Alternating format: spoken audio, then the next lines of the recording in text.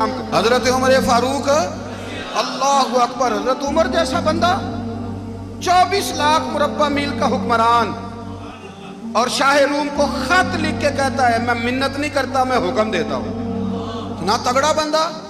جنگ قادسیہ کے لیے حضرت سعد بن ابی وقاص کو بھیجا، فتوح شام پڑھ کے دیکھیں۔ حضرت عمر بڑے پریشان ہیں، اتنے دن ہو گئے کوئی رپورٹ ہی نہیں آئی۔ اب تو موبائل ہے نا، ایک ایک منٹ کی رپورٹ لیں آپ، بلکہ آپ ایک ایک منٹ کی فوٹو لیں آپ، رپورٹ تو دور رہ گئی۔ حضرت عمر فاروق رضی اللہ تعالیٰ عنہ بڑے پریشان ہیں کہ قادسیہ میں حضرت سعد بن ابی وقاص کے ساتھ لوگ جہاد کرنے گئے، رپورٹ کوئی نہیں آ رہی۔ اتنے پریشان تھے کہ باہر نکل کے نا اس رستے پہ بیٹھ جاتے جو رستہ قادسیہ کی طرف سے آتا تھا، جو بھی آتا جاتا پوچھتے جنگ کے کیا حالات ہیں۔ ادھر جب اللہ نے فتح دے دی نا تو حضرت سعد بن ابی وقاص رضی اللہ تعالیٰ عنہ نے نا ایک قاصد کو خط دے کے بھیجا، کہنے لگے عمر کے پاس جاؤ، انہیں اطلاع دو کہ الحمدللہ اللہ نے اسلام کو فتح عطا کر دی۔ یہ حضرت عمر کو جا کے دینا، وہ بڑے پریشان ہوں گے۔ وہ جو اس زمانے میں اس طرح ہوتا تھا کہ کئی دور دور سے صحابہ جو دوسرے شہروں کے ملکوں کے رہنے والے ہوتے تھے وہ بھی آ کے شامل ہو جاتے تھے جہاد میں۔ کوئی ایک دفعہ مدینے آیا، کوئی 2 دفعہ آیا، پھر اپنے اپنے علاقوں میں۔ بہت سارے لوگوں نے زیادہ دفعہ حضرت عمر کو دیکھا بھی نہیں تھا۔ وہ جو قاصد خط لے کے آیا تھا نا، اس نے ایک آدھ دفعہ دیکھا تھا، حضرت عمر بوڑھے ہو گئے، وہ پہچانتا نہیں تھا۔ ادھر سے وہ خط لے کے آ گیا۔ حضرت عمر مدینے سے باہر نکل کے اس روڈ پہ بیٹھے تھے جو قادسیہ سے آتا تھا۔ جب اس آدمی کو آتے دیکھا تو حضرت عمر اٹھ کے کھڑے ہو گئے، فرمانے لگے قادسیہ سے آ رہے ہو؟ وہ کیا کہتا ہے؟ پھٹے پرانے کپڑے، ٹوٹے ہوئے جوتے، سر پہ پرانی پگڑی، کہنے لگے غلام مدینے کے رہنے والے ہو؟ حضرت عمر کہنے لگے ہاں مدینے کا ہوں۔ کہا میں قادسیہ سے آیا ہوں، الحمدللہ اللہ نے اسلام کو فتح دے دی ہے، الحمدللہ کفر کی کمر ٹوٹ گئی ہے۔ اس نے یہ بات کر کے تو گھوڑے کو ایڑی لگائی، گھوڑا دوڑنے لگا مدینے کے، حضرت عمر بھی ساتھ ساتھ دوڑ رہے ہیں۔ فرمانے لگے اچھا بتاؤ خالد بن ولید کا کیا حال ہے؟ تھوڑا آگے جا کے فرمانے لگے اسامہ بن زید کیسے ہیں؟ وہ کہتے ہیں ٹھیک ہے۔ پھر اس نے اور گھوڑا، عمر ساتھ ساتھ دوڑ رہے ہیں، ساتھ ساتھ 24 لاکھ مربع میل کا حکمران، ایک جوتا پیر سے نکل گیا، عمر دوڑ رہے ہیں۔ آگے جا کے پوچھتے ہیں سعد بن ابی وقاص کا کیا حال ہے؟ کہ حضور وہ بھی ٹھیک ہے۔ کتنے لوگ میرے شہید ہو گئے مسلمانوں میں سے؟ کہنے لگا صحیح گنتی کا نہیں پتا، یہ لفظ ادا ہوتے ہوتے مدینے کی سرحد آ گئی۔ لوگوں نے عمر کو گھوڑے کے ساتھ دوڑتے دیکھا تو کہا امیر المومنین کیوں دوڑ رہے ہیں؟ وہ غلام چھلانگ لگا کے نیچے آیا، قدموں میں بیٹھ گیا، کہنے لگا حضور آپ نے بتایا ہی نہیں آپ امیر المومنین ہیں۔ آپ فرمانے لگے کیا بتاتا؟ میں تو اونٹ چرانے والے کا پتر ہوں، کیا بتاتا؟ وہ عمر ہوں جس نے اپنے گناہوں کا حساب دینا ہے، کیا بتاتا؟ جو سعد بن ابی وقاص کو جہاد پہ بھیج کے خود بزدلوں کی طرح گھر میں بیٹھا ہے، کیا بتاتا؟ کوئی حیثیت نہیں، کوئی طور۔ تو نے اچھا کیا، تو مجاہد تھا، مجھے ساتھ ساتھ دوڑایا، تو نے اچھا کیا۔ جتنے لوگ تھے چیخیں مار کے رونے لگے۔ حضرت فاروق اعظم سے کہنے لگے عمر جب تک تیرے جلوے رہیں گے اللہ کامیابیاں ہی عطا فرمائے گا، جب تک تیرا رنگ رہے گا اللہ تعالیٰ نوازتا ہی رہے گا۔ کچھ نہیں کبھی اپنا آپ ظاہر ہی نہیں کیا۔ بہت بڑے تھے، بہت بڑے تھے حضرت عمر، بڑے تھے۔ حضرت ابو رافع غلام تھے، قرآن پاک بڑا سونا پڑھتے تھے۔ حضرت عمر جب بھی انہیں ملتے کہتے ابو رافع تو عمر سے اچھا ہے، قرآن بڑا شاندار پڑھتا ہے۔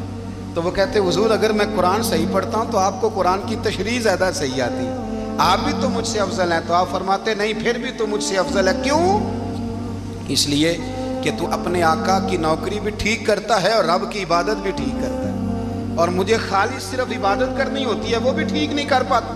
ساری زندگی اپنا محاسبہ، ساری زندگی اپنے گریبان میں دیکھا، ساری زندگی اپنے آپ کو پرکھا، اپنے آپ کو ٹٹولا۔ 62 سال عمر بیت گئی۔ حضرت حذیفہ بن یمان ایک صحابی تھے، میرے نبی کریم علیہ السلام نا ان سے راز کی باتیں کرتے تھے۔ ہر بندے کا ہاضمہ ٹھیک نہیں ہوتا، سب سے راز کی بات نہیں کرنی چاہیے۔ حضرت حذیفہ بن یمان کہتے ہیں حضور راز کی باتیں بتاتے۔ مدینہ منورہ میں جو منافقین تھے ان کی لسٹ بھی نبی پاک نے حضرت حذیفہ بن یمان کو دی تھی۔ جب کوئی مشکوک آدمی مر جاتا نا تو صحابہ کہتے ہیں ہم دیکھتے اگر حضرت حذیفہ نے جنازہ پڑھا ہے تو ہم بھی جنازہ پڑھ لیتے۔ نبی پاک نے بھی کچھ جنازے نہیں پڑھے، ترمذی میں ہے، فرمایا عثمان سے جو بغض رکھے اس کا جنازہ نہیں پڑھیں گے۔ حضرت حذیفہ بن یمان اگر جنازہ پڑھتے تو لوگ پڑھتے، وہ نہ پڑھتے تو لوگ جنازہ نہ پڑھتے۔ حضرت حذیفہ بن یمان کہتے ہیں جناب عمر فاروق کی خلافت کے آخری ایام تھے، کچھ دنوں کے بعد وہ شہید ہو گئے۔ فرماتے آدھی رات کا وقت تھا، میں گھر میں سویا تھا بڑا بے فکر، اچانک میرے دروازے پہ دستک ہوئی، میں گھبرا کے اٹھا، اتنی رات کو کون آیا؟ کہتے ہیں قربان جاؤں، دروازے پہ گیا تو امیر المومنین فاروق اعظم دروازے پہ۔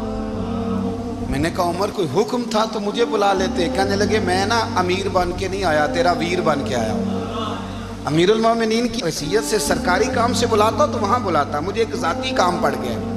کہتے ہیں میں نے عمر کو گھر کی اندر بلا کے چارپائی پہ بٹھایا، میں نے کہا حضور میں غریب آدمی میں کیا آپ کے کام آ سکتا ہوں؟ تو کہتے ہیں انہوں نے نا مجھے ساتھ بٹھا لیا، پھر میرا ہاتھ پکڑ لیا، کہنے لگے تو عمر کو جانتا ہے؟ عمر جھوٹ نہیں بولتا، تو جانتا ہے عمر وعدوں کا پکا ہے؟ کہا حضور جانتا ہوں۔ کہا میں اس وقت آیا ہوں جب دیکھ بھی کوئی نہیں رہا۔ حضرت حذیفہ بن یمان کہتے ہیں پریشان ہو گیا، حضور پہلیاں نہ بجھوائے، مہربانی کریں بتائیں کدھر آئے ہیں؟ حضرت عمر فاروق فرمانے لگے 62 سال کا ہو گیا ہوں، 63 میں چل رہا ہے، داڑھی سفید ہو گئی ہے، پھل پک گیا، اٹھ فریدہ ستیا، داڑھی آ گئی پور، اگا نیڑے آ گئی، پیچھا رہ گئی دور، اب قبر اشر کا معاملہ صاف نظر آنے لگا ہے۔ کہا حضور مجھ سے کیا چاہتے ہیں؟ حضرت عمر رو پڑے، کہنے لگے آج میں عشاء کے بعد نکلا ہوں تو نبی پاک کے صحابہ مجھے نیک کہہ رہے تھے، پھر میں نے بچوں کی ماں سے اور بچوں سے بھی پوچھا ہے، وہ بھی مجھ سے راضی ہیں، پر حذیفہ تیرے ساتھ نبی پاک راز کی باتیں کرتے تھے، سچ بتا کہیں عمر کا نام منافقوں میں شامل تو نہیں؟ سچ بتا ان منافقین میں تو شامل نہیں، کہیں اوپر سے تو نہیں سارا کچھ؟ حضرت حذیفہ بن یمان کہتے ہیں میں باپ کے مرنے پہ اتنا نہیں رویا جتنا عمر کے سوال پہ رویا۔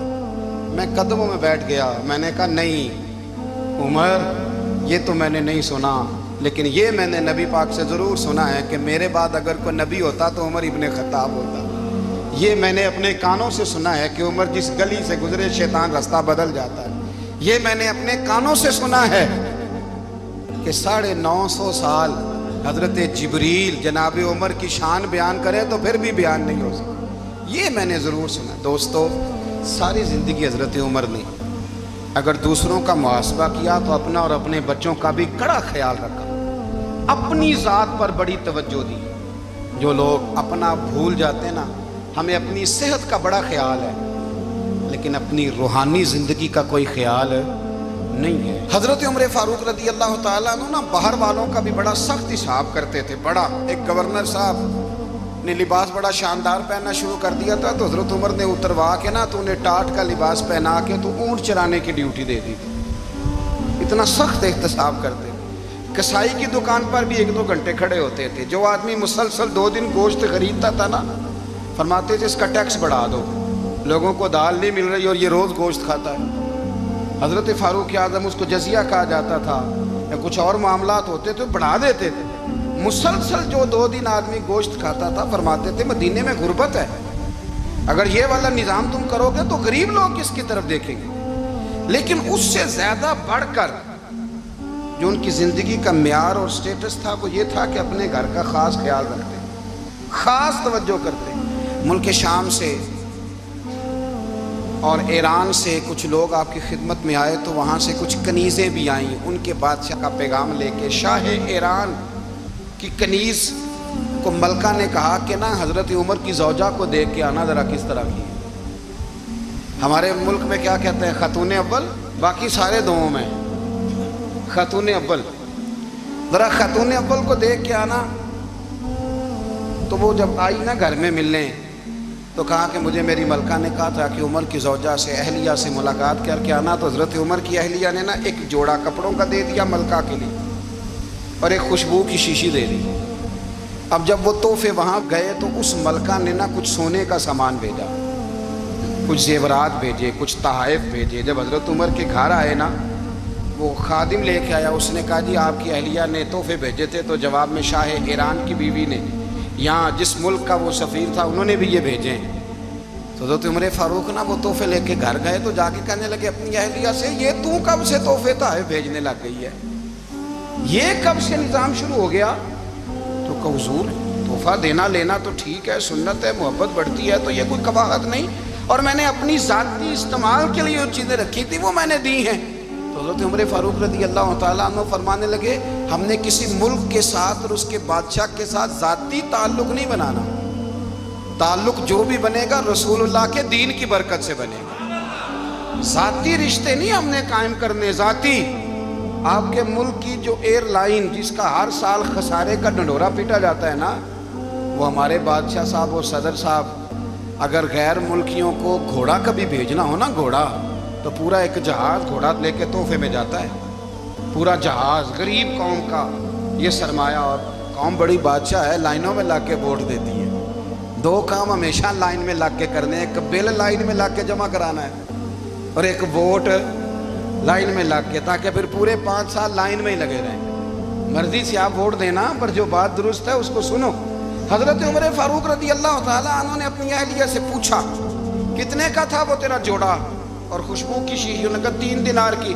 فرمایا یہ 3 دینار تیرے، اور باقی جو تحفے آئے ہیں وہ تو خود کہہ، چونکہ اس نے تیرے نام بھیجے ہیں، تو کہہ کہ میں مال غنیمت میں دیتی ہوں، تو کہہ میں مسلمانوں کو کہہ۔ تو زوجہ ہنس پڑی، کہنے لگی میں نہ بھی کہوں تو مجھے کہنا تو پڑے گا ہی، کہنا تو میں نے ہے ہی، جو کہ سامنے عمر فاروق ہیں، لہذا فرمایا کہہ دیتی ہوں میں نے دیا خزانے کو۔ حضرت عمر نے جمع کرا لیا۔ میں یہ کیا بات ہے، میرے گھر والے جو مرضی کریں، ان کا معیار زندگی جس طرح کا مرضی ہو۔ اور حضرت عمر ایک جملہ کہا کرتے تھے، اللہ کرے کہ یہ باتیں اس دور حاضر میں ہماری سمجھ میں آئیں۔ حضرت عمر فاروق رضی اللہ تعالیٰ عنہ اپنے بچوں کو فرمایا کرتے تھے کہ بہت آدمی کو بھوک لگی ہو نا، اور پھر اس کی پسند کا کھانا پکا ہو، تو اتنے شوق سے وہ اس کھانے کو دیکھتا ہے نا، فرمایا اس طرح پوری قوم اپنے بادشاہوں کے خاندان کو دیکھتی ہے، اس تیزی کے ساتھ دیکھتے ہیں کہ ان کے گھر میں کیا ہو رہا ہے، ان کا معیار زندگی کیا ہے، ان کا سٹیٹس کیا ہے۔ آپ کے بچے دونوں کاروبار کے لیے مصر گئے، ایک بہت بڑا قافلہ گیا مدینے سے مصر تجارت کے لیے، تو یہ گئے تجارت کے لیے، تو حضرت عبداللہ ابن عمر، حضرت عبید اللہ ابن عمر، حضرت عمر کے دونوں بیٹے گئے۔ جناب عمر فاروق کے بچے جب وہاں پہنچے تو مصر کے گورنر نے نا لوگوں کو تعارف کرایا کہ یہ عمر فاروق کے بیٹے ہیں۔ ایک چھوٹی سی بات کر دوں، یہ چودھری کے بیٹے کو کون بتاتا ہے کہ تو چودھری کا بیٹا ہے؟ باہر والے بتاتے ہیں، گھر والے۔ اور سیٹھ صاحب کے بیٹے کو کون بتاتا ہے کہ تو سیٹھ صاحب کا بیٹا ہے؟ اور مالک کو کون بتاتا ہے کہ تو مالک کا بیٹا ہے اور یہ کرایہ دار ہے؟ یہ کون بتاتا ہے؟ یہ سوچ ہم دیتے ہیں بچوں کو، چودھری اور کمی کی سوچ، امیر اور غریب کی سوچ، مالک اور کرایہ دار کی سوچ، گھر کے مالک کی اور کام کرنے والے کی سوچ، یہ ہم دیتے ہیں۔ یاد رکھنا، یہ ہم دیتے ہیں، یہ ہمارا مزاج ہے، یہ باہر سے نہیں آتی۔ تو کوئی شہزادہ ہے، تو سیٹھ ہے، تو نواب ہے، یہ سوچ باہر سے نہیں آتی، یہ اماں سوچ دیتی ہے، اماں، یہ ابا سوچ دیتا ہے۔ اور پھر جب تباہی اترتی ہے تو اس کے ذمہ دار بھی باہر والے نہیں ہوتے، گھر والے ہوتے ہیں، گھر والے۔ ہمارے بچوں کی طبیعتوں پر زیادہ نقش باہر والوں کا نہیں ہوتا، گھر والوں کا ہوتا ہے، یاد رکھیے گا۔ حضرت عمر فاروق رضی اللہ، بچے ہیں، شہزادے ہیں، وہ کاروبار کرنے گئے اور وہاں بتایا گورنر صاحب نے کہ یہ فاروق اعظم کے بچے امیر المومنین کے۔ لوگوں نے ان سے زیادہ مال خریدا، تجارت میں زیادہ نفع ہوا، ظاہر ہے کہ وہ آپ کے جو اللہ خیر کرے حکمران ہیں، ان کے کاروبار کتنے ملکوں میں ہیں، کس بنیاد پر ہیں؟ صرف اس بنیاد پر کہ وہ حکمران رہے، ان کے لیے آسان تھا بڑے لوگوں سے تعلقات بنانا۔ حضرت عمر فاروق رضی اللہ تعالیٰ عنہ کے بچے ڈھیروں مال کما کے جب واپس آئے نا، تو حضرت عمر سے آ کے بچوں نے بطور محبت کا، ابا جی اللہ نے بڑا ہی فضل کیا ہے، بڑا مال کمایا الحمدللہ، یہ دیکھیں کتنا نوازا ہے۔ تو حضرت عمر کہنے لگے سارے قافلے نے اتنا ہی کمایا ہے، سارے قافلے نے اتنا ہی کمایا ہے؟ تو حضور نہیں، سارے قافلے نے اتنا نہیں کمایا، سب کو اتنا نہیں ملا۔ وہ تو وہاں گورنر صاحب نے لوگوں کو تعارف کرایا تھا کہ یہ عمر کے بچے ہیں، تو لوگوں نے پھر ہم سے بڑا ہی خریدا۔ تو حضرت عمر فرمانے لگے ٹھیک ہو گیا، میں بات سمجھ گیا، اس طرح کرو جو تمہاری اصل زر تھی نا، جو راز تھی، وہ رکھ لو اور باقی سارا مال خزانہ میں جمع کرا دو، اس لیے کہ یہ تم نے تجارت نہیں کی، یہ تم نے اپنے باپ کا نام بیچا ہے، یہ تم نے امیر المومنین کے بیٹے ہونے کا فائدہ اٹھایا ہے، فرمایا یہ تمہارا نہیں حق، یہ مسلمانوں کا ہے، اس لیے کہ یہ مال تم نے محنت سے نہیں کمایا، یہ باپ کی کرسی کا فائدہ اٹھایا ہے۔ اور فرمایا اگر تم نے مال جمع نہ کرایا تو میں مال بھی لے لوں گا زبردستی اور کوڑے بھی ماروں گا، ڈبل سزا دوں گا۔ مرضی سے جمع کراؤ گے تو کوڑوں سے بچ جاؤ گے۔ بڑے بیٹے نے تو جمع کرا دیا تو چھوٹا تھوڑا پریشان ہوا، تو حضرت عبداللہ ابن عمر چھوٹے بھائی کا ماتھا چوم کے کہنے لگے بیٹے چپ کر کے جمع کرا، یہاں بھی فخر کر کے ہم عمر کے بیٹے ہیں اور قیامت میں بھی فخر کریں گے کہ ہم فاروق اعظم کے بیٹے ہیں۔ یہاں بھی ناز کریں گے اور وہاں بھی ناز کریں گے کہ عمر کے بچے ہیں۔ ہمارے باپ نے خود بھی حلال ہی کھایا ہے، اور جب ہماری کمانے کی باری آئی ہے تو ہمیں حکم بھی حلال کھانے کا دیا ہے۔ بھائی ہمارا مزاج نہیں۔ بچہ جب لے کے آتا ہے 2 لاکھ روپیہ تو کبھی پوچھے کہاں سے آیا ہے؟ جب وہ پہلے دن غلط دوستوں کے پاس جا کے بیٹھتا ہے تو کبھی نکالا گھر سے اسے؟ یہ بہت سارے خمیازے ہمیں اس لیے بھگتنے پڑتے ہیں کہ ہم ابتدا میں سوراخ بند نہیں کرتے، جب اس میں شکاف پڑ جاتا ہے، سیلاب آتا ہے تو ہمیں ہوش آتی ہے۔ حضرت عمر نے اپنے گھر میں نگرانی رکھی، کڑی نگرانی۔ زیادہ نماز گھر میں پڑھتے تھے حضرت عمر، نفلی نمازیں زیادہ کیوں بلا؟ میرے اصحاب مجھے حکم دیتے تھے کہ فرض نماز کے علاوہ نمازیں گھر میں پڑھنا، بچوں کو عادت پڑے گی، ذوق پیدا ہوگا، ان کو پتہ چلے گا کہ ہمارے گھر میں 5 وقت کوئی اور کام بھی ہوتا ہے۔ بھائی یاد رکھیں کہ آپ نے اگر سجدہ کرنا ہے تو بچہ لیٹ جائے گا، اسے پتہ کوئی نہیں سجدہ کیا ہے، لیکن جب گھر میں کبھی قرآن ابا جی کھول لینا، میں اکثر کہتا ہوں جب ابا جی کا موڈ بن جائے نا لیکچر دینے کا، وہ گھر میں شروع ہو جاتے ہیں، کہتے ہیں آپ لوگ نماز نہیں پڑھتے اس لیے میرے کاروبار میں برکت کوئی نہیں، تم سویرے قرآن پاک نہیں کھولتے تو میں تباہ ہو گیا ہوں۔ تو میاں آپ نے کب گھر میں قرآن پاک کھولا تھا؟ آپ نے کب نماز پڑھی؟ آپ نے کب گھر کے اندر اللہ رسول کا ذکر کیا تھا؟ آپ نے کب حدیث چھیڑی؟ آپ نے بھی تو گھر کے اندر جب بھی آپ آئے ہیں تو آپ نے وہی کچھ کیا جو دنیا دار کرتے ہیں۔ آپ بھی تو اپنا موبائل لے کے الگ کونے میں بیٹھ گئے، آپ نے بھی تو کہا ہے کہ اب تمہارے چینل ختم، اب میری مرضی والا چلے گا۔ تو جو آپ نے کیا ہے بچے بھی وہی کام کریں گے۔ آپ نے بھی گپ شپ لگائی ہے تو وہ بھی لگا رہے ہیں۔ یہ سمجھ لیں جو کام آپ کریں گے آپ اپنے بچوں کی سیرت میں اس کا جلوہ دیکھ لیں گے۔ بڑی پکی سی بات ہے کہ آپ کو بچے کی عادتیں دیکھ کے سمجھ آ جائے گی کہ میں بھی یہی کرتا تھا اور یہ بھی۔ حضرت عمر فاروق رضی اللہ تعالیٰ عنہ وصال فرما گئے، تو آپ کے وصال کے بعد حضرت عثمان غنی رضی اللہ تعالیٰ عنہ نے آپ کی ایک بیوہ سے نکاح کیا، حضرت عمر کی ایک بیوہ سے۔ جب وہ آپ کے نکاح میں آئی تو کہنے لگی حضرت عثمان غنی سے کہ حضور نہ تو میں خوبصورت ہوں اور نہ میں جوان ہوں، نہ آپ کی کوئی خدمت کر سکتی ہوں، میرے ساتھ نکاح کرنا سمجھ میں نہیں آیا۔ کیا شاندار جواب دیا حضرت عثمان غنی نے، کیا خوبصورت جواب دیا۔ فرمانے لگے میں نے اس لیے نکاح نہیں کیا کہ مجھے تمہارے حسن سے دلچسپی تھی یا تمہاری خدمت کی ضرورت تھی، میں نے تو اس لیے نکاح کیا ہے کہ مجھے بتاؤ عمر فاروق گھر کے اندر اپنے رب کی عبادت کس طرح کرتے تھے، وہ قرآن پاک کس طرح پڑھتے تھے، وہ رویا کیسے کرتے تھے، استغفار کا طریقہ کیا، کس وقت کس انداز میں وہ اپنے رب کو یاد کرتے تھے۔ اس لیے کہ عمر کئی دفعہ گھر سے آتا تھا تو میں اس کے چہرے پر نور دیکھا کرتا تھا، میں روشنی دیکھتا تھا، ایک معیار دیکھتا تھا۔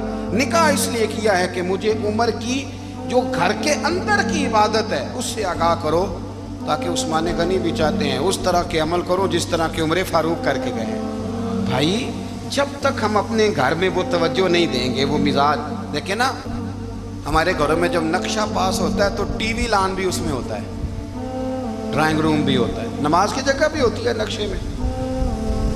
صحابہ جب گھر بناتے تھے تو ایک مسجد بیت کا نقشہ پاس کرتے تھے، ذہن میں رکھتے تھے کہ یہ کونا نماز کے لیے، وہاں جوتے لے کے کوئی نہیں جائے گا، وہاں نماز پڑھی جاتی تھی، عورتیں وہاں اعتکاف کرتی تھیں۔ ٹی وی لان تو آ گیا ہے اور گھر کے اندر ٹی وی رکھنے کے لیے تو ایک کمرہ الگ سے بنا دیا گیا ہے، اور اب جو نئے نقشے پاس ہو رہے ہیں اس کے اندر گھروں کے اندر جگہ بنائی گئی ہے جہاں کمپیوٹر رکھے جائیں، اور بچوں کے لیے وائرنگ ہوگی نیچے تاکہ انہیں کوئی مشکل درپیش نہ ہو۔ یہ ساری چیزیں ہم نے نہانے کے لیے گھروں کے اندر اتنے بڑے واش روم بنائے ہیں کہ لگتا یہ ہے کہ سوائے نہانے کے اور کام ہی نہیں کوئی گھر میں ہوگا، ہر چیز آ گئی۔ پر اللہ کرے کوئی تفسیر بھی ٹیبل پہ پڑی نظر آئے، کوئی حدیث کی کتاب بھی ٹیبل پہ پڑی نظر آئے۔ اللہ کرے کہ جس طرح ابا لطیفہ سن کے آتا ہے تو جب تک سنا نہ لے اسے ہضم نہیں ہوتا، اللہ کرے کہ وہ جمعے میں بیان سن کے جائے تو اس کا بھی دل کرے میں اپنے بچوں کو سناؤں. وہ نبی پاک کی کوئی حدیث کہیں سے سنے تو گھر جا کے سنائے. جب تک یہ معیار نہیں بنتا آپ کیسے توقع کرتے ہیں کہ گھر کے اندر اللہ کی رحمتیں نازل ہوں گی؟ آپ یہ کیسے توقع کرتے ہیں کہ گھر کے اندر وہ معیار اور وہ مزاج بنے گا؟ حضرت عمر فاروق نے ذاتی زندگی پر جو توجہ دی، گھر والوں کے معیار پر جو توجہ دی حضرت عمر فاروق رضی اللہ تعالیٰ عنہ نے، وہ بھی بڑی دیدنی ہے. حضرت ابو موسیٰ اشعری کو نا آپ نے وزیر خزانہ بنایا تھا. تو حضرت ابو موسیٰ اشعری کہتے ہیں کہ حضرت عمر کو شیخ خزانے میں رہنے تو دیتے نہیں تھے. ایک دن نا میں صفائی کر رہا تھا اس کمرے کی جس میں خزانہ رہتا تھا. ہمارے تو ملک میں جو جاتا ہے وہ صفائی کر کے ہی جاتا ہے، اللہ خیر کرے. اور خیر معیار بدلتا ہے. جو پچھلی حکومت ہوتی ہے وہ قرضہ اٹھاتی ہے، وہ باہر سے جاتی ہے تو قرضہ لے کے آتی ہے، اور جو نہیں آتی ہے وہ کہتی ہے ہمیں پیکج مل گیا ہے. وہ قرضہ نہیں اٹھاتے. ان کو کیا ملتا ہے؟ یعنی پچھلی نے قرضہ لیا تھا اور ہم نے، واہ جی واہ کیا خوبصورت انداز ہے.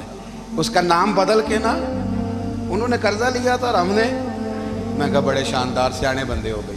حضرت سیدنا ابو موسیٰ اشعری کہتے ہیں کہ میں نے نا مال غنیمت کی صفائی کی تو 1 دینار مجھے نا کہیں پڑا ہوا مل گیا.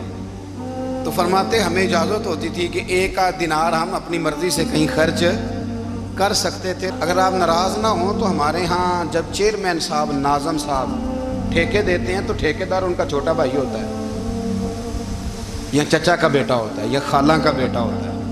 وہ خود ناظم ہوتے ہیں اور ان کا چھوٹا بھائی ٹھیکیدار ہوتا ہے. یعنی وہ نا سارا کچھ گھر کے اندر ہی رہتا ہے. گھر کے اندر ایک پیسہ دیتا ہے، دوسرا واپس اس کو واپس کر دیتا ہے. گھر کے اندر ہی. اب تو خیر ہمارے لوگ سمجھدار ہو گئے. ایک بندہ ایک سیاسی جماعت میں ہوتا ہے، دوسرا دوسری میں، اور تیسرا جس کی بھی حکومت آئی حکومت تو ہماری رہے گی نا. ایک بندہ تو ہے نا اس جماعت. یہ اچھا لوگوں نے ایک طریقہ نکالا ہے. تو حضرت عمر کے بیٹے گزر رہا تھا تو حضرت ابو موسیٰ اشعری کہتے ہیں میں نے صفائی کی تو 1 دینار نکلا. تو میں نے وہ 1 دینار نا حضرت عمر کے بیٹے کو دے دیا. میں نے کہا لو بیٹا اپنے چچا کی طرف سے تحفہ. تو گھر جا کے انہوں نے حضرت عمر کو بتایا کہ چچا نے پیسے دیے ہیں. چھوٹے بچے تھے. حضرت عمر نے حضرت ابو موسیٰ اشعری کو بلا لیا اور بلا کے فرمانے لگے میں تو تمہیں اپنا دوست جانتا تھا اور تم نے میری اولاد کو ہی دنیا دار بنانا شروع کر دیا. میرے بچوں کو ہی تم نے دنیا دار پیسوں پہ لگانا شروع کر دیا. میں تو تمہیں یار سمجھتا تھا. فرمایا تمہیں چاہیے تھا میرے بیٹے کو نصیحت کرتے کہ بیٹا پیسوں سے رب راضی نہیں ہوتا، اس کی رضا والے کام کیے جائیں تو رب راضی ہوتا ہے. اور فرمایا تمہیں کوئی اور گھر نہیں ملا تھا تباہ کرنے کے لیے، میرا ہی گھر ملا تھا. اٹھاؤ اپنا دینار اور خبردار آج کے بعد میرے بچوں کے ساتھ یہ والی نیکی نہ کرنا. اور ہمارا کیا سٹیٹس ہے؟ دوستی ہے ہی اس سے جو تحفے زیادہ دے، جو بچوں کو خراب کرنے میں مدد زیادہ کرے اس کے ساتھ یہ رہا. حضرت عمر نے گھر پہ اور سب سے بڑھ کر اپنی ذات پہ توجہ کی. حضرت ابو مالک رضی اللہ تعالیٰ عنہ کہتے ہیں میں عمر کے پیچھے پیچھے ایک باغ میں گیا، اکثر اس باغ میں جایا کرتے تھے. اور عمر جا کے نا تو درخت کے نیچے بیٹھ گئے اور فرمانے لگے او امیر المومنین اللہ سے ڈر جاؤ، ورنہ جس رب نے حکومت دی ہے وہ عذاب بھی بڑھا دے گا. ڈر جا رب سے. کبھی ساری زندگی حضرت عمر نے اپنا کوئی تعارف نہیں کرایا، کبھی نہیں. ایک بندے نے آپ کے سامنے تعریف کر دی آپ کی تو فرمانے لگے تو خود بھی ہلاک ہوا اور مجھے بھی ہلاک کر دیا. کیا ضرورت پڑی ہے میری تعریفیں کرنے کی؟ اتنی دیر میری تعریف میں لگائی. اللہ کا ذکر کرتا رب تجھے ثواب دیتا، حضور پہ درود پڑھتا تو رب تیرے اوپر رحمتیں نازل کرتا. کس چکر میں؟